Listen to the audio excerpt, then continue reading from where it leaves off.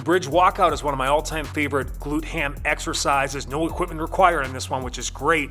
And you get to work both the low and high hamstrings, the hip extension and knee flexion component because of the small steps you use going from the bent-legged to the straight-legged position and back, all while keeping the hips high and fully extended throughout. Do the best you can to maintain that position and make it harder by putting your hands on your forehead. The push-up walkout is unreal for stretching your hips and shoulders and strengthening your abs and lats, also a key core muscle. You want to walk out as far as you can with the arms straight while maintaining a good abdominal contraction without letting the hips sag or lower back extend. Add some hip motion and mobility every time you come back to the feet, and keep your legs as straight as you can to max out the hamstring stretch. The lateral squat stretch is a great way to strengthen your legs and mobilize your hips, and the frontal or side-to-side plane of motion, really stretching that groin adductor region and strengthening your glutes as you isometrically hold that end range position.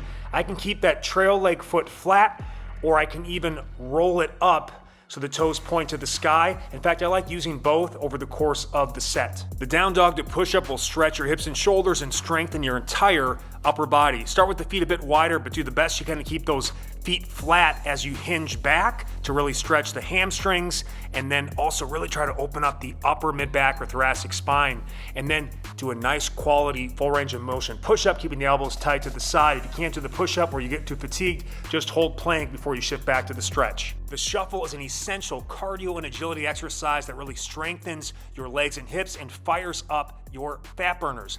When you go left, you lead with your left leg. When you go right, you lead with your right leg. Make sure the feet don't cross or touch. Keep that base wide as you do this for a good base of support and good stability. Start slow and gradually ramp up the speed over the course of the set to fire up that metabolism. The plank transfer is a dynamic core stability exercise that will chisel your abs, triceps, and shoulders. Keep the hips and shoulders as square to the ground as you can as you go from the hand to the forearm and back, switching arms every time. You can also add a shrug at the top and the bottom to really get that good scapular protraction, which activates the serratus anterior muscles that push away the shoulder blades. Love it. The split squat hover will sculpt wheels of steel, bulletproof the knees, and build your lunge shape from the ground up. Get the legs at 90-degree angles, and from a dead stop, use raw strength to just lift with the knee hovering just above the ground, isometrically holding for a count or two,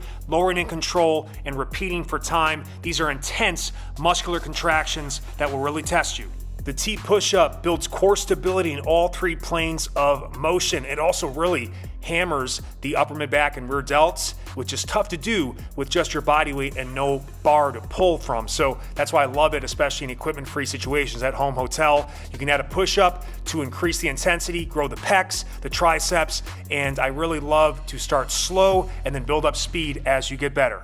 The skater jump is a classic low-impact plyometric exercise to build the fast-twitch muscle fibers and train your cardiovascular system, boost metabolism, and improve agility and deceleration mechanics. Being able to stop, build those brakes. Start with the step, where that back toe touches, eventually pick it up. Focus on swiping the arms across the body and drive the off leg behind you to prevent you from going too far to the side.